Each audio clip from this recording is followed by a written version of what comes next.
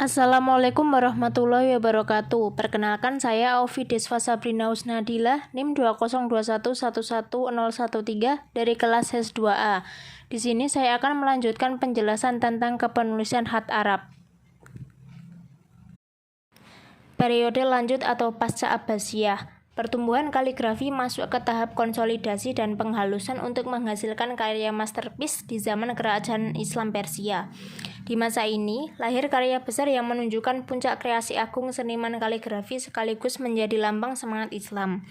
Pada masa ini, tumbuh gaya tulisan seperti Farisi Ta'liq dan Nas Ta'liq, Gubar, Jali dan Anjah Ta'liq, Sikasteh Tahriri, Gubari Ta'liq, Diwani dan Diwani Jali atau Humayuni, Gulzar, Tugra dan Zulfi Arushi.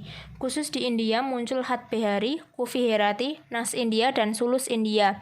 Tokoh kaligrafi kenamaan di masa ini antara lain adalah Yahya Al-Jamali atau Ilhaniyah, Umar Akhta atau Timuriyah, Mil Ali Tabrizi dan Muhammaduddin Al-Husaini atau Safawiyah, Muhammad bin Al-Wahid atau Mamluk, Hamdullah Al-Amasi, Ahmad dan Hashim Muhammad Al-Baghdadi. Kaligrafi kontemporer yang banyak dimuat dalam aneka media terus dikembangkan dalam bentuk kategori tradisional, figural, ekspresionis, dan simbolis. Acap kali mendobrak batas gaya terdahulu. Hadir pula istilah pemberontakan atau memberontak yang menimbulkan keinginan uzlah atau memisahkan diri. Dari bentuk baku dan klasik, motif pemberontakan sering tampak. A. Dalam pengolahan huruf yang mengolah anatomi kaidah khat seperti yang dirumuskan oleh Ibnu Muqlah, sehingga jenis khatnya tidak mudah lagi diidentifikasi. Dan B. Mempertahankan gagasan penggunaan khat baku, namun menempatkannya dalam variasi pengolahan yang pusparagam, sehingga sebuah karya tidak hanya selesai pada huruf, tetapi huruf dikombinasikan lebih erat dengan latar belakangnya untuk alasan penyatuan atau wahdah. Jenis-jenis khat. Terdapat 8 jenis khat kaligrafi yang dikenal oleh para pecinta seni kaligrafi di Indonesia, yaitu A. Naskhi.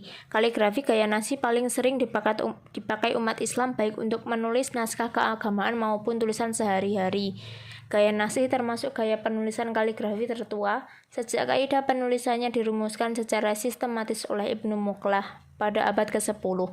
Gaya kaligrafi ini sangat digunakan untuk menulis mushaf Al-Quran sampai sekarang. Karakter hurufnya sederhana, nyaris tanpa hiasan tambahan, sehingga mudah ditulis dan dibaca. B. Tulus. Kaligrafi gaya Sulus diperkenalkan oleh Ibnu Muqlah yang merupakan seorang menteri atau wazir di masa kekhalifahan Abbasiyah. Tulisan kaligrafi gaya Sulus sangat ornamental, dengan banyak hiasan tambahan dan mudah dibentuk dalam komposisi tertentu untuk memenuhi ruang tulisan yang tersedia. Karya kaligrafi yang menggunakan gaya Sulus bisa ditulis dalam bentuk kurva, dengan kepala meruncing dan terkadang ditulis dengan gaya sambung dan interaksi yang kuat. Karena keindahan dan keluasannya ini, gaya Sulus banyak digunakan sebagai arsitektur masjid, sampul buku, dan dekorasi interior. C. Farisi. Kaligrafi gaya Farisi dikembangkan oleh Persia dan menjadi huruf resmi bangsa ini sejak masa dinasti Safawi sampai sekarang. Kaligrafi Farisi sangat mengutamakan garis ditulis tanpa harokat dan kepiawaian penulisnya ditentukan oleh kelincahannya mempermainkan tebal tipis huruf dalam takaran yang tepat. D. Riqa'ah. Kaligrafi gaya Riqa'ah merupakan hasil pengembangan kaligrafi gaya Naskhi dan Tulus. Sebagaimana halnya dengan tulisan gaya Naskhi yang dipakai dalam tulisan sehari-hari, Riqa'ah dikembangkan oleh kaligrafer Daulah Utsmaniyah. Lazim pula digunakan untuk tulisan tangan biasa atau kepentingan praktis lainnya.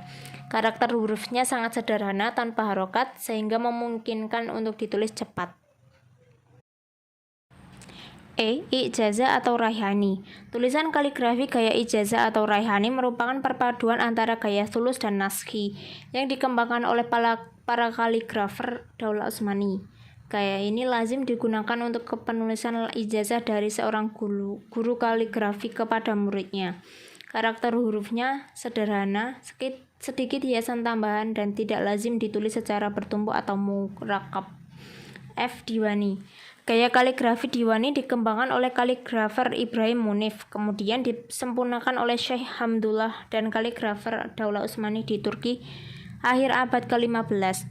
Gaya ini digunakan untuk menulis kepala surat resmi kerajaan. Karakter gaya ini bulat dan tidak berharokat.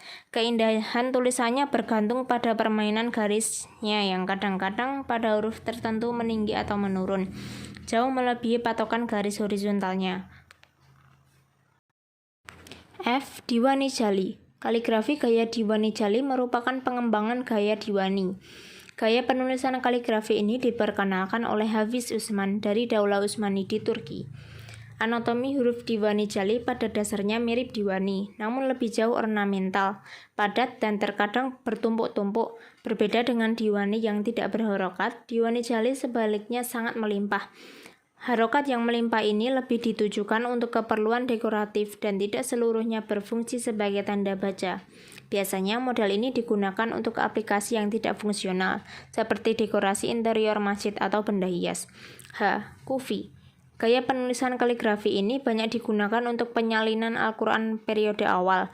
Karena itu, gaya Kufi ini adalah model penulisan paling tua di antara semua gaya kaligrafi. Gaya ini pertama kali berkembang di kota Kufah, Irak, yang merupakan salah satu kota terpenting dalam sejarah peradaban Islam sejak abad ke-7 Masehi. Khat Kufi mudah dikenal, sifatnya yang bersudut-sudut atau bersegi, mempunyai ukuran yang seimbang dan spesifik. Sapuan garis vertikalnya pendek, manakala sapuan garis horizontal memanjang dalam ukuran yang sama lebar. Maka ini akan menyebabkan tulisan Khat Kufi kelihatan berbentuk segi empat panjang. Yang penting dalam menulis khat ini adalah menekankan bahwa Khat Kufi dari tulisan yang bersiku-siku. Sekian penjelasan dari saya. Apabila ada salah kata, saya mohon maaf. Billahi taufik wal hidayah. Wassalamualaikum warahmatullahi wabarakatuh.